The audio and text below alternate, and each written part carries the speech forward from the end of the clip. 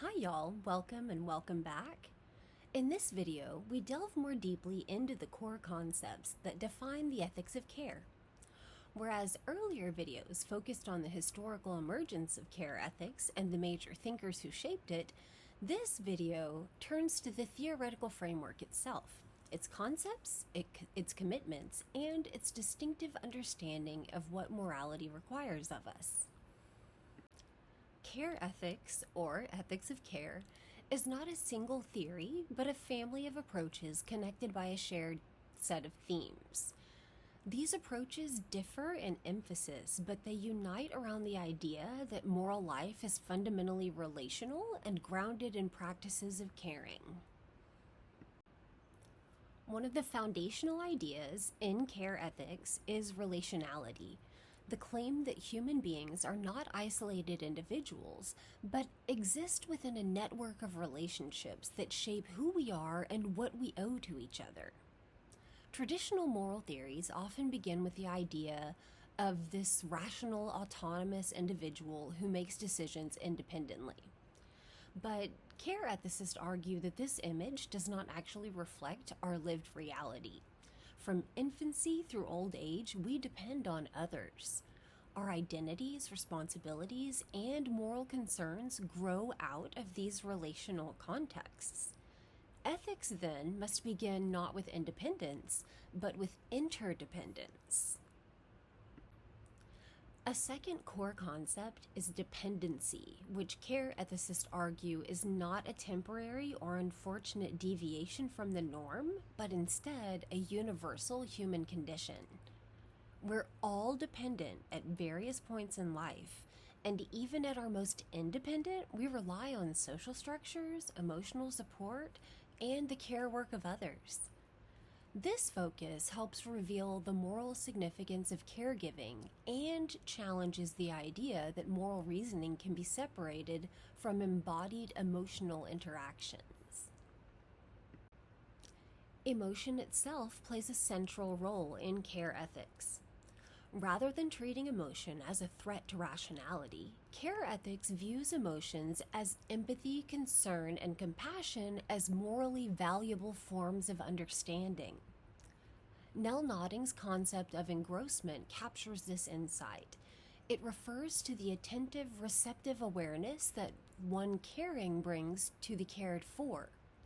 Engrossment is not mere sentimentality, but a disciplined form of moral attention. It allows the caregiver to see the other's needs clearly and respond with appropriate action. Related to this is Nodding's idea of motivational displacement, the shift that occurs when the one caring places the needs of the one cared for at the center of moral motivation. Unlike duty-based ethics, where obligation flows from rules, motivational displacement arises directly from the caring relation itself. Noddings distinguishes between natural caring, which we experience instinctively in relationships such as parent-child bonds, and ethical caring, which occurs when we choose to extend this caring attitude to others out of moral commitment.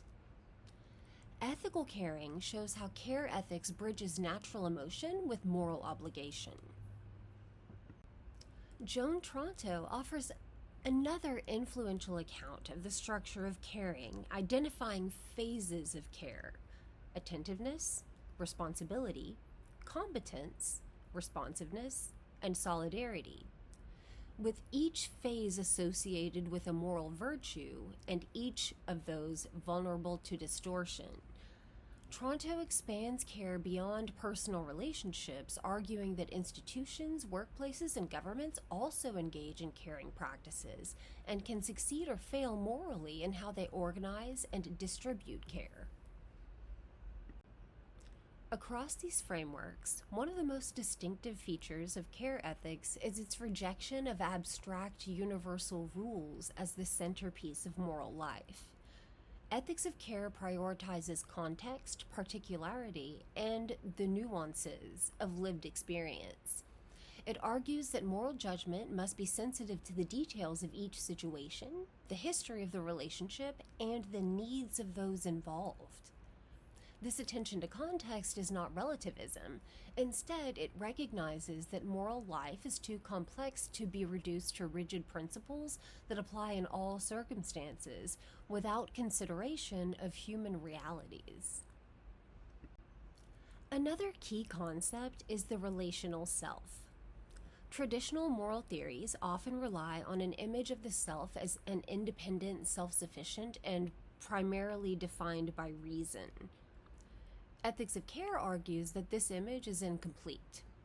We are in fact shaped by our relationships, social roles, communities, and histories, they argue.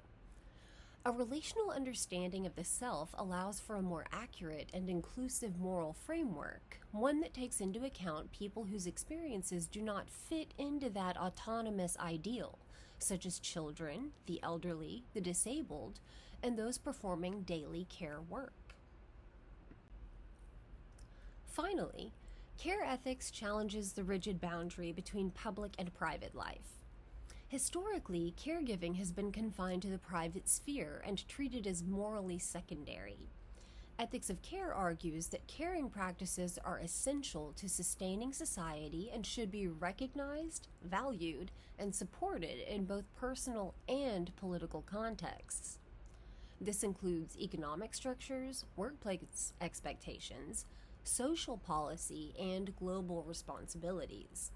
Care, in this sense, is not only a personal moral virtue, but a model for reshaping social and political life. Understanding these concepts prepares us for the broader implications of ethics of care. In the next video, we'll explore how these ideas translate into moral evaluation, the strengths of care ethics as a framework, and the challenges it faces, particularly around issues of justice, partiality, gender, and power.